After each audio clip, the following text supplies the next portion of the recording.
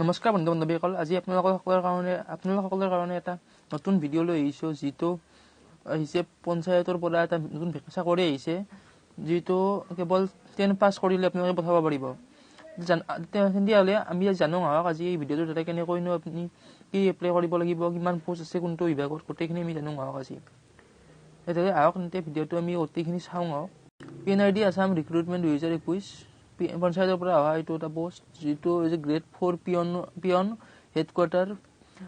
Post আছে ইয়াৰ 27টা, category wise vacancy unreserved আছে 13টা post, EWSৰ কাৰণে 4টা পোষ্ট, OBC MOBCৰ কাৰণে 9টা পোষ্ট, SCৰ কাৰণে 2টা, STPৰ কাৰণে 4টা, STHৰ কাৰণে 1টা, PWDৰ কাৰণে 1টা post. Grade 4 PRI level ZP/AP and GP level অফিচাৰৰ কাৰণে পোষ্ট আছে 350টা, কেটেগৰী ৱাইজ ভেকেঞ্চি আছে ইয়াত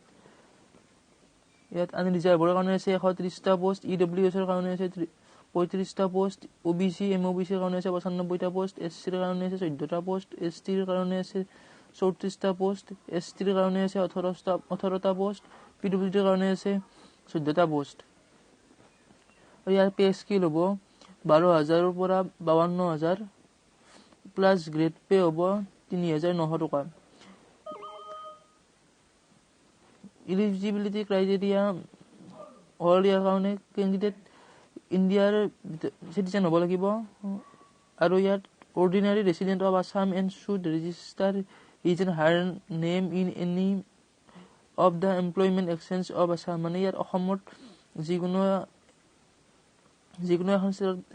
এখন ডিষ্ট্ৰিক্টত মানে তেওঁ নাম ৰেজিষ্টাৰ কৰিব লাগিব। ইয়াৰ এডুকেশ্যনেল কোৱালিফিকেশ্যন হ'ল HSLC পাছ বা ইয়াতকৈ বেছি পাছ হ'লেও কথা নাই, 12 পাছ ডিগ্ৰী পাছ হ'লেও কথা নাই। এজ লিমিট হ'ল 18ৰ পৰা 40 বছৰ। এজ ৰিলেক্সেশ্যন ইয়াত SCৰ কাৰণে আছে 5 বছৰ, SC STৰ কাৰণে আছে 5 বছৰ, OBCৰ কাৰণে 3 বছৰ আৰু PWDৰ কাৰণে 10 বছৰ। এই ডিষ্ট্ৰিক্ট ৱাইজ ভেকেঞ্চি আছে বৰপেটা, বিশ্বনাথ, বঙাইগাঁও, এনেকৈ গোটেইখন ডিষ্ট্ৰিক্টৰ কাৰণে কিমান পোষ্ট আছে গোটেই লিখা আছে।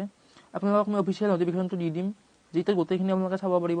এয়া হ'ল অনলাইন এপ্লিকেশ্যনৰ কাৰণে এইটো আপোনালোকে অনলাইন এপ্লিকেশ্যন কৰিব পাৰিব। ইয়াত আপোনালোকে যিখন ডিষ্ট্ৰিক্টত আপোনালোকে তাত গৈ এপ্লাই নাও কৰি দিলেই হ'ল। ধৰি লওক নলবাৰী, এপ্লাই লিংক কৰি দিয়ক আপোনালোকে। তাৰপিছত আপোনালোকে এপ্লাই লিংক কৰি দিয়াৰ লগে লগে আপোনালোকৰ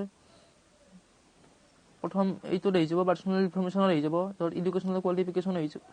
এইখিনি ফিল আপ কৰাৰ পিছত আপোনালোকে ৰেজিষ্টাৰ কৰিব লাগিব। প্ৰথমতে ৰেজিষ্টাৰ কৰাৰ পিছত আপোনালোকে পাৰ্চনেল ইনফৰমেশ্যনখিনি দি দিব, এডুকেশ্যনেল কোৱালিফিকেশ্যন দি দিব, ডকুমেণ্ট আপলোড কৰিব, তাৰপিছত প্ৰচেছটো হৈ যাব। তাৰপিছত আপোনালোকে যিখন আপোনালোকৰ এপ্লিকেশ্যন ফৰ্ম থাকিব সেইখন আপোনালোকে উলিয়াই ল'ব।